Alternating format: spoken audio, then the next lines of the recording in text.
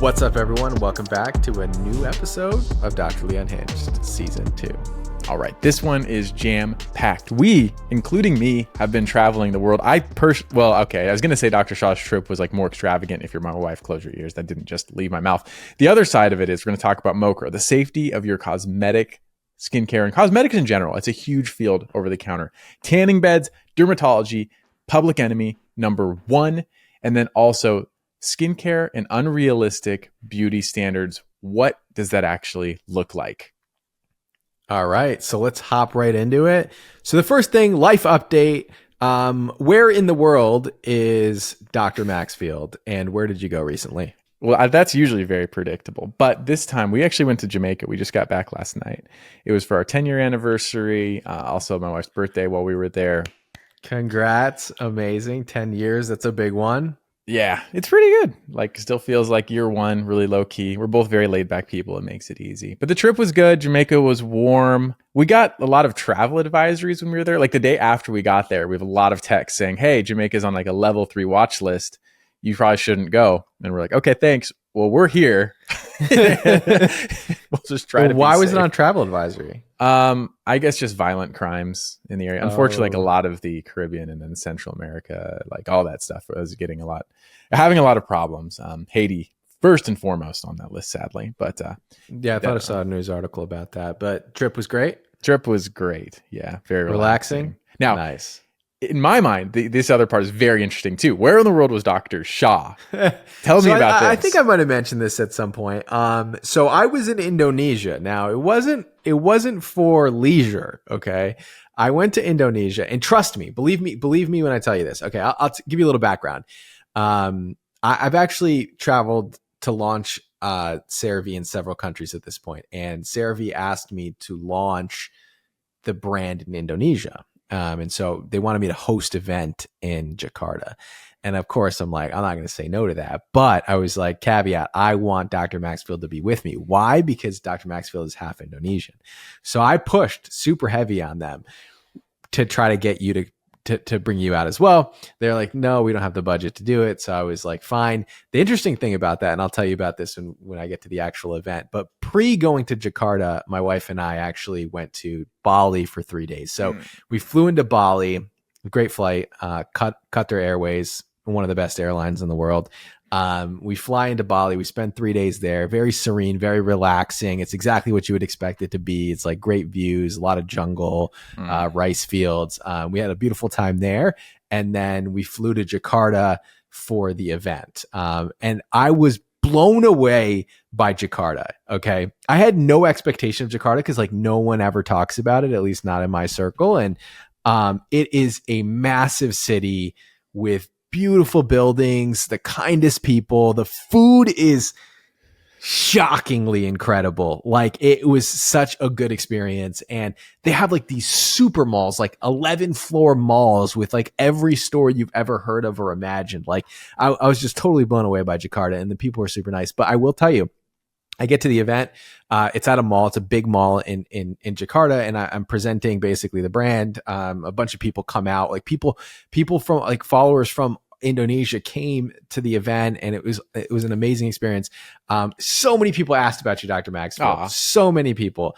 They're like, "Where's Dr. Maxfield?" Like, "Oh, I wish you guys came together." I'm like, "See, I told you, CeraVe. Like, we cannot do this without both of us here." And not just that, but they wanted me to talk about how CeraVe is good for Indonesian skin. No. And I'm like, okay.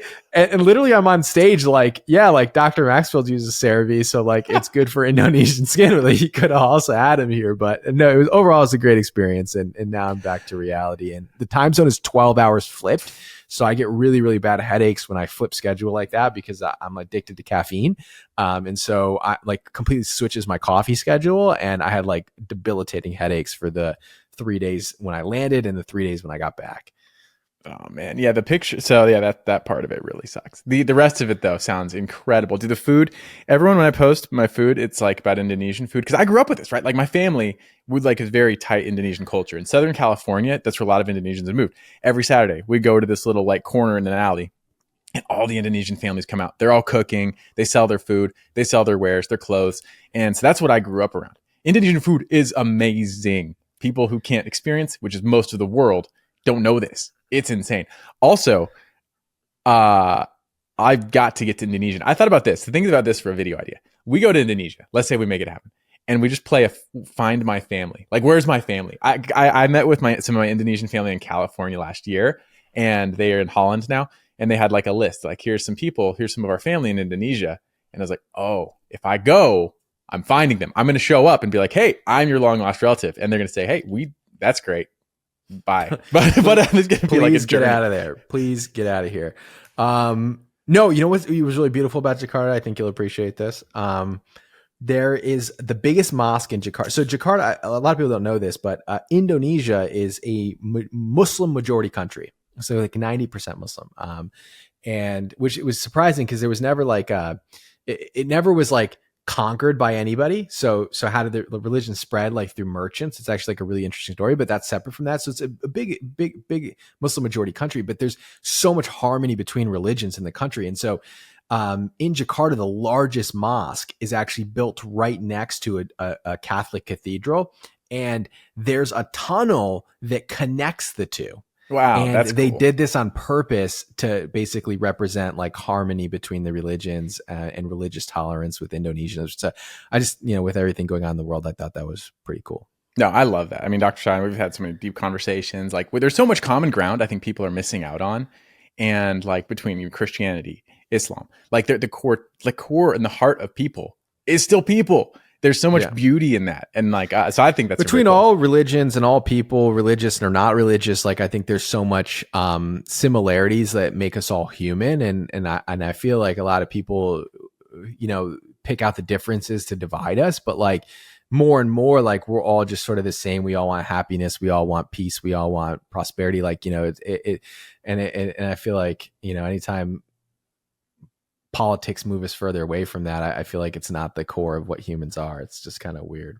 I agree. Whenever you have a person in front of you, kind, caring, compassionate, like that's just like the heart of it. That's the beauty of us as a species. There's something incredible, eternal, and special about that. I'm with you. Okay. I thought that story was very cool. I did see that one. That was a very cool story. Quick update. And then we'll hop into the bulk of this. So sorry for kind of going on and on here. Skinpedia is officially live. What is Skinpedia? We launched it on YouTube, but for the podcast, we're just letting you know Skinpedia now exists. It is a resource for skincare information, evidence-based. It's a little bare bones right now, meaning that we don't have like a ton of articles, but every day we're updating new articles. As questions come in, we update articles relevant to the questions. We provide the evidence. So what is it? It's an encyclopedia of skincare information that we created. Everything is written by dermatologists. It has research backing it. And if you submit an error, we will correct it so that it gets more and more accurate with time. So not only is the database going to get bigger, but it will get more and more accurate with time. And in fact, somebody did submit errata, and I was really actually happy to see this, is that somebody was browsing and one of the SPF articles had a inaccurate explanation, and we updated it within an hour. So we're trying to make changes rapidly so that everything always maintains its accuracy and integrity. And it's the first phase of a really important 3-phase launch that I'm working on. So if you're browsing Skinpedia, you may have some ideas of what's coming next. Some of you have already indicated in the comments that you have an idea of what's coming next. So stay tuned for that. So if you subscribe to Skinpedia, you'll see what's coming next before everybody else. So stay tuned for that. That's a big project I've been working on. I hope you browse it, and I hope you all love it. Yeah, so Skinpedia, check it out. This is a resource so you can understand the why behind everything. Like, you don't know this from the user side. I've talked about some. I personally have 400 pages now of just documented studies. Everything we've ever talked about, I can back up with a study. Everything.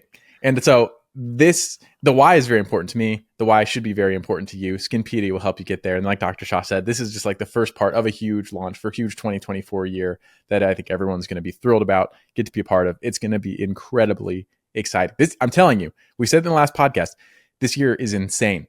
Insane. Life is in flux. Things are moving, and it's going to be great. So we're excited to bring you along. If you want to visit Skinpedia, go to Remedy, REMEDY, skin.com. All right, so let's hop into the first topic. Let's talk about MOCRA. What is MOCRA? So MOCRA is an acronym for the Modernization of Cosmetic Regulation Act of 2022. Now, this is the most significant expansion of the FDA's authority to regulate cosmetics since the Food, Drug, and Cosmetic Act came out in 1938. So a lot of criticism to U.S. cosmetic products is that they are regulated, but the regulations are not nearly as much as the regulations maybe that we see in the EU. And so the Modernization of Cosmetic Regulation Act was passed in 2022. What was passed is being implemented this year, finally. And we're going to see big changes in the cosmetic industry as a result of this new act being enacted. So what does this mean for your skincare products? I'll give you a brief breakdown. Under the new act, any event that results in serious harm is going to lead to reporting. So not only, so first step is that one, every time you come out with a product, you have to register that product with the FDA. So the FDA will know what you've registered, and they'll know the ingredients of what you've registered with the FDA. You'll also have to disclose certain ingredients within your formulas going forward. So that's the first thing. It's a new, basically, reporting and indexing of skincare products. The second thing is if there is any adverse reaction, such as a serious event that leads to death, life-threatening experience, hospitalization, persistent disability, a birth defect, infection, or even significant hair loss. So I think this is going to affect the hair industry a lot more than the skincare industry, because having, death or hospitalization from a skincare product, very uncommon. Having hair loss from a hair formula, even if they're connected or not connected, much more common. So I actually imagine this is going to affect hair care a lot more than skincare. But now these things will need to be reported to the FDA, and they may recall products if they think there's a link between the ingredient list and the adverse effect that occurred. So there's just going to be more regulations, which means more reporting, which means more transparency within the industry. There's a lot more details to this, and I haven't fully read through the entire act yet. So this is just kind of surface level before we dive into it, but you're going to see a lot of changes in cosmetics. So just be aware of that. Yeah, and I'm actually really excited for this for a couple of reasons. It actually goes two ways. So let's say the oversight increases the reporting of adverse events, makes things safer. I think that's good. Like, a part of this, you're going to talk about, like, you have to label fragrances more actively, appropriately. You have to report your fragrance blends, I think, which for dermatologists, that's going to help people minimize their exposure to allergens. But here's the other side of it. I think this is very interesting. So when we talk about vitamin C, we talk about collagen. When you see a sponsored video about vitamin C, they'll never talk about collagen. And this is not going to be addressed with this act in particular. But there are things you cannot say about the cosmetic ingredients if there's any sort of sponsored relationship. I actually think that's a disservice to the public. So when an ingredient, let's say like adapalene or minoxidil, you can't use that out of its regular formulation. I can't say collagen is a part of vitamin C sometimes because it's like a structural change.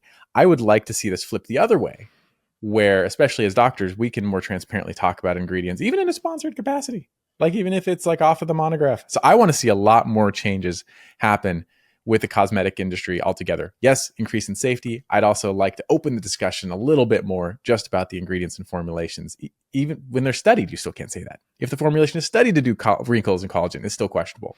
There's a gray area. So like, I just want to see it on both ends. More open discussions, more safety. Great. Completely agree with you. It's so limiting what you can say to consumers may be good, maybe bad in some ways, because some people would certainly abuse it if they can say whatever they want. But I think in some ways it's to a detriment. For example, like, we use the word blemishes instead of acne when describing a product that doesn't have acne approval. We use dark spots or discoloration instead of hyperpigmentation and melasma when we're talking about a cosmetic that doesn't have approval, even though there's probably some pretty good evidence that these ingredients or products can treat those conditions. It's just we really can't say that they do because of those regulations. So I'm totally with you. It kind of cuts both ways. But just be aware that this is coming out. I think the online reporting system doesn't open until July, so you probably won't see major recalls coming in until the latter half of this year. But just if you see a lot of recalls coming in, it might be as a result of this new regulation that passed. All right. So next up, let's talk about, I can't believe we even have to talk about this right now, but let's talk about tanning beds. Why are tanning beds potentially back on the rise? So I think it's all from what was it? Kylie Jenner? No, Caitlyn Jenner. No, what's the other Jenner? The main one. There's no main Jenner. There's Kim Kardashian. Kim Kardashian. Oh my gosh. Okay. So Kim Kardashian, who's apparently unrelated to the rest of them. No, she's related to them, but she's not a Jenner because whatever. She's whatever. I don't want to go into the lineage of, I don't know why I know so much about this, but yes, no, go ahead. So Kim Kardashian, there's this trend. Like he's like, oh, I'm a dermatologist. Of course I like put on sunscreen. I'm in this case, Kim Kardashian. Of course I have a tanning bed. Dermatologists everywhere started popping up. Oh, tanning beds are bad. I can't believe she has a tanning bed, blah, blah, blah, blah, blah. And I think it brought this back into the forefront. I've seen so many videos. It's insane. And thank you, Kim Kardashian, for bringing this to light. Now, the reason this is still actually relevant and important, there are a few articles published on this, just on the use. And then we'll talk about why it's bad or maybe it's amazing. But the increase of tanning bed use, it probably peaked 5-10 years ago or so. But it was insane, like high, like 25-30% of people. I can't remember the study I read, but it was in the mid-20s of individuals who were very young using tanning beds consistently. And tanning beds are very, it's like the sun, but worse. It's like if you took the sun, took away all of the good components with it, in my opinion, like psychosocial, being outside, being active, you take away all the good stuff and you put it in the tanning bed. That's the tanning bed. It's like, it's just the sun, but bad. And it's very harmful in that just tanning increases your risk of melanoma significantly over the course of your life. And it uses very selective ways, both UVA and I think UVB as well, to damage your skin acutely and then long-term as well for long-term health consequences. Yeah, so tanning beds specifically, the thing that's really interesting about them is that they're mostly UVA, and there certainly is UVB exposure in tanning beds as well. Now, long-term tanning to the skin, like a tan that's going to actually last long, is done by UVB. And UVB is the one that damages DNA mostly, but you're getting UVB exposure, and UVA exposure is still going to damage your DNA. The thing that UVA does that UVB doesn't do is because since UVA is a longer wavelength, it gets deeper into your skin. So it's able to actually reach your collagen. And so UVA, which is majority of what you see in tanning beds, ages you rapidly because it damages your collagen. So not only is it not even giving you the best tan that you can get, if I'm being honest, it not only is doing that, but it's also damaging your collagen and aging you rapidly. So that's why people who go tanning in tanning booths age much more rapid than other people. And so you're aging yourself, you're increasing your risk of skin cancer. And it's kind of well known that I had skin cancer from tanning booths. So that's why I'm so passionate about this, is because I got a skin cancer from using tanning beds myself on my chest. So it definitely causes skin cancer. Definitely don't do it. The other interesting thing, there's a flip side to this, Dr. Maxfield, actually, because some people were defending her in the comments and maybe with good cause. So let me know what your thoughts are about this. So it's well known, and not well known to you, but well known to the rest of the world, that Kim Kardashian has psoriasis. So what do you think about tanning beds and psoriasis? So they were defending her because they were saying in the comments that the reason she's using a tanning bed is because she has psoriasis. Here comes some science. I hope everyone is ready. So I will always acknowledge, even to my patients in the real world, they're like, hey, I have psoriasis. Can I go out into the sun? It helps. And I will validate that. I will say, actually, I understand that it helps. We use very selective wavelengths, narrowband UVB specifically, which is around 313 nanometers, 311 nanometers, to treat psoriasis. Like we harness that wavelength to help treat psoriasis because it can decrease cell proliferation. It can help it improve the skin manifestations of it. However, you just said that tanning beds are primarily UVA. I just said that the wavelength that can be helpful for psoriasis is very specific, and it's actually a narrow window in UVB. And you can harness that 1 nanometer to actually help psoriasis while avoiding the downside of the broad UVB exposure that's bad for your skin. So yes, perhaps it's helping her psoriasis very imprecisely, just like drowning yourself in a tub of water is helping quench your thirst. But I would suggest you could also use a drinking fountain to more selectively quench that thirst. You could also just use the very selective wavelength to help your psoriasis without any of the downside. Right. So 100% agree with you. Now, I would say it's probably unrealistic for most people to get a narrowband UVB bed Oh, it's impossible. in their home. But for Kim Kardashian, if you're For Kim Kim Kardashian. Kardashian, who, I actually like her stuff.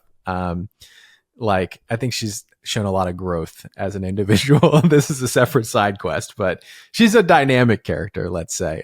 She's grown, she's changed, she's done some good for inmates. Like, she's done a lot of philanthropy. She's questionable things, but who doesn't do questionable things? But I'm not getting into the ethics of this. I just want to I just want to kind of dive into the fact that Kim Kardashian has money. This is a fact. And you could get, if you really wanted to treat your psoriasis, then narrowband UVB would be the answer to that, and it would be safer because it would be more selective.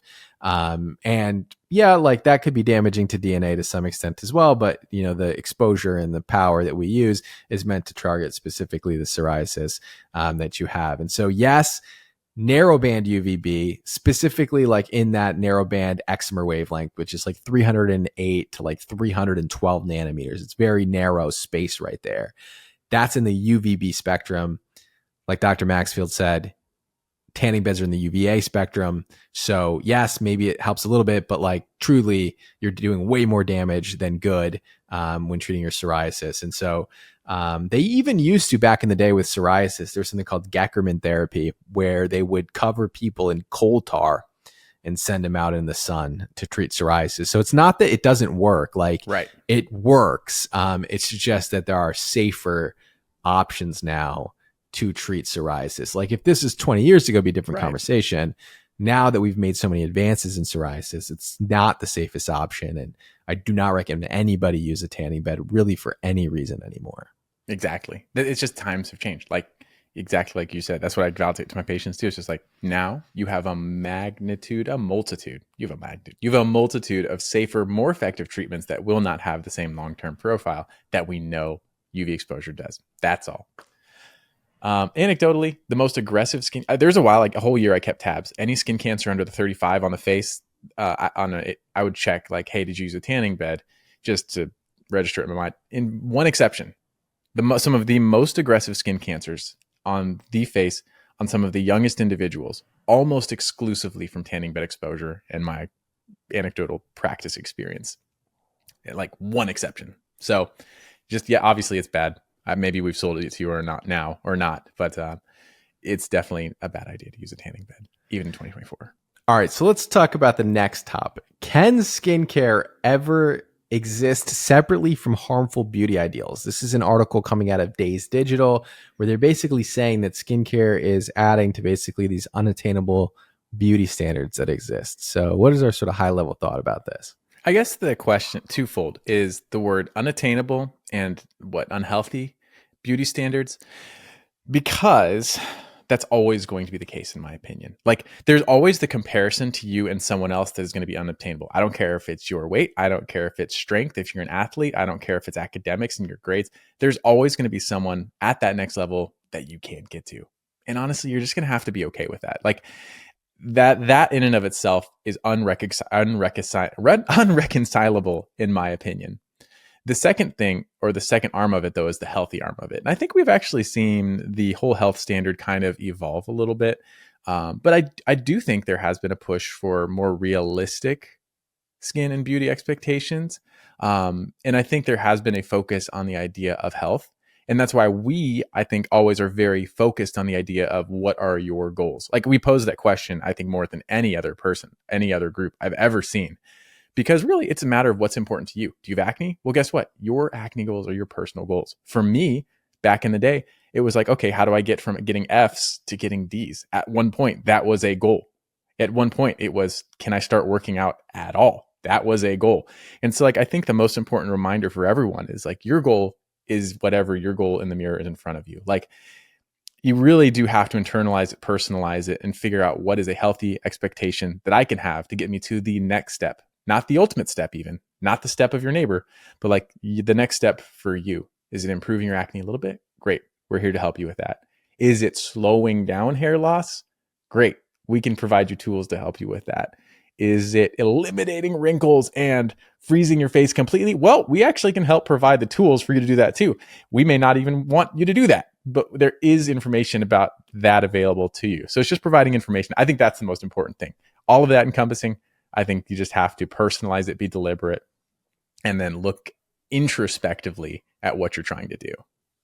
Yeah. So they kind of highlight in this article, this Refinery 29 article, which there's basically the rise of fear of getting older, essentially. And they're kind of tying in the Sephora kids who are now shopping for more and more skincare into this mix, essentially, and saying that like everyone has this extreme fear of developing wrinkles and getting older, and it's leading to these unrealistic beauty standards. And I think that might be true, depending on what type of content you consume. I think for us on our channel, we've always focused on hey, having wrinkles is a normal part of aging, and like it kind of shows that you've lived and you've laughed and you've smiled and you've had experiences, and that our goal is not to essentially completely eliminate those things. Now, like Dr. Maxfield said, we'll provide you the tools and the information to give you your desired outcomes, but I do think that there are a lot of people who create content online nowadays that emphasize healthy aging.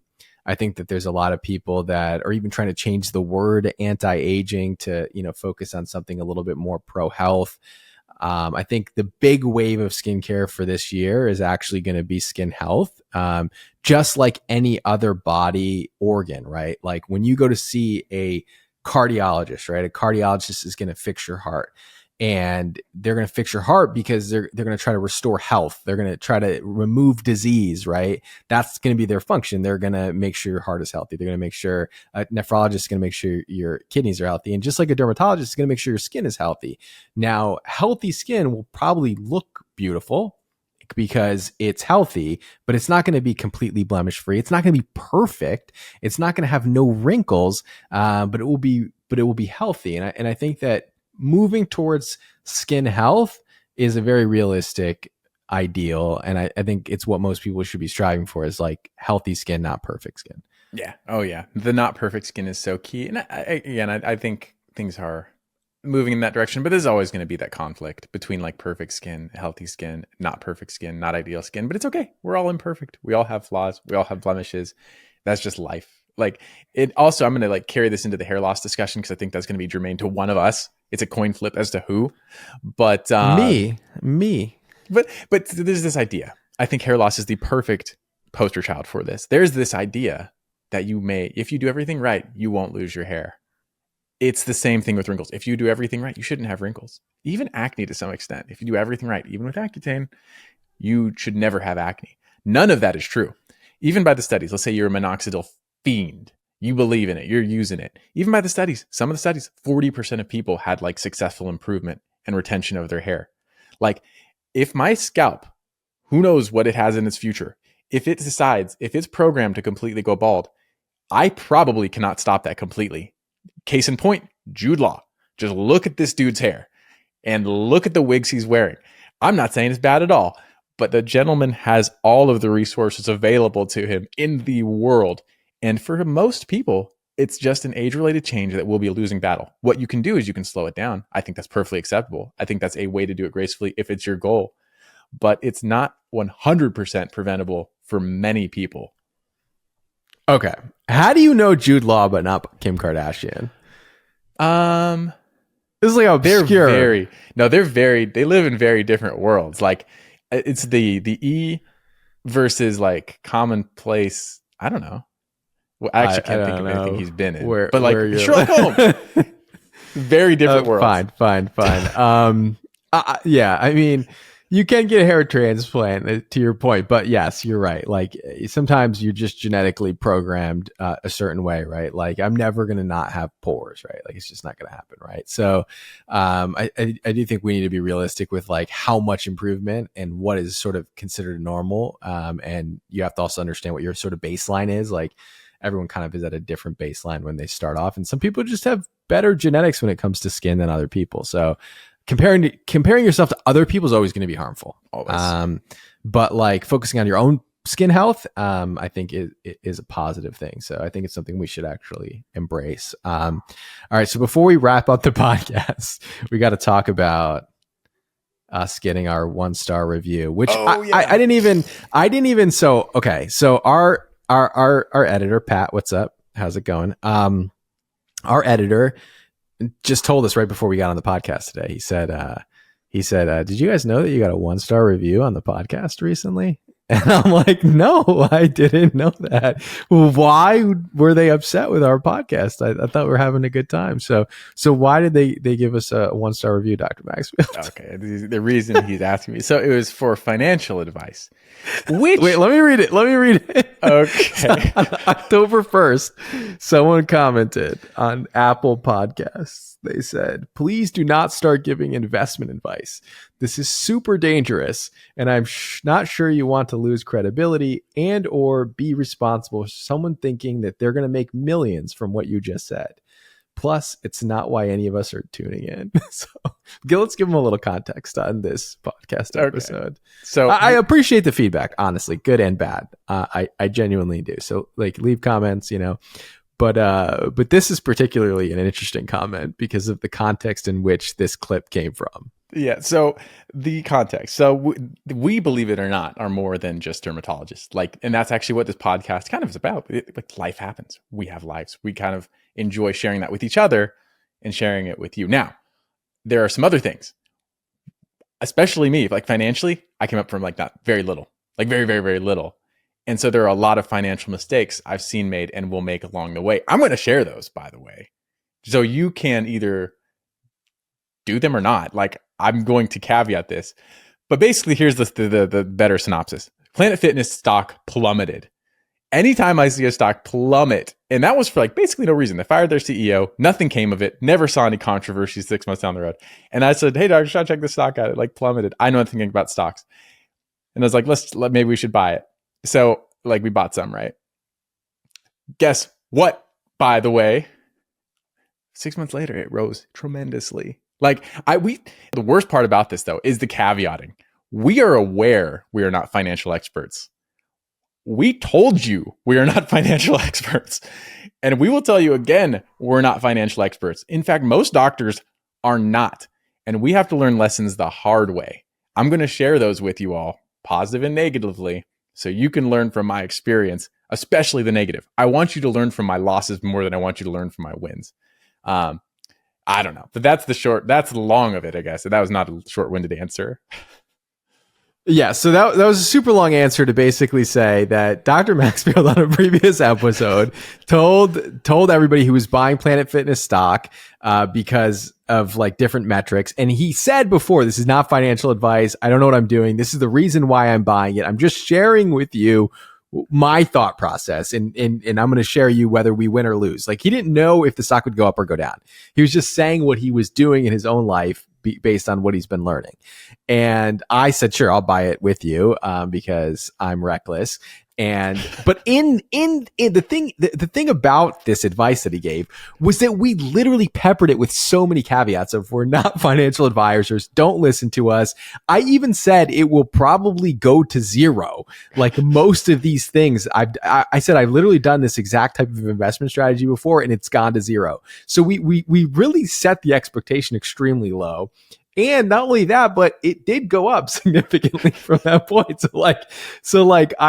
I think we were just genuinely trying to share what was going on in our lives. And we caveated with so much information not to make this financial decision based off of our advice. We'll try to stay in our lane a little bit. Maybe we will, maybe we won't. It's doctorally unhinged. It's supposed to be, but it's our 1-star review. So I guess we can wear it like a badge. Yeah, I think it's necessary. I mean, hey, I'm telling you, there are important life lessons in our losses. And I'm specifically going to share some of those with you, especially financial. My family has a lot of bad financial history. There are a lot of lessons to be learned from them and from me. Maybe I'll only share the negatives. Maybe I won't even tell you guys the good outcomes anymore. Maybe you only get the bad, so you know what not to do. But I don't think that's the way to go either. Bad investment advice, new podcast name. All right. To offset, if Dr. Maxfield has helped you with other things in life, please go to Apple Podcasts. And if you're listening on Apple, please leave us a review. It actually helps us quite a bit if you do. Anyway, so if you can leave us a review to offset the 1-star review about other advice about our skincare knowledge, we would really appreciate that. All right. Well, thank you all for tuning in. We've got another episode coming. We'll be dropping these pretty much weekly from here on out. So I hope you enjoyed this episode. Hope you enjoyed this journey.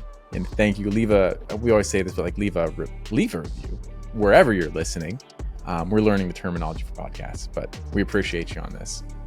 Appreciate you. We'll see you in the next episode. See you next time.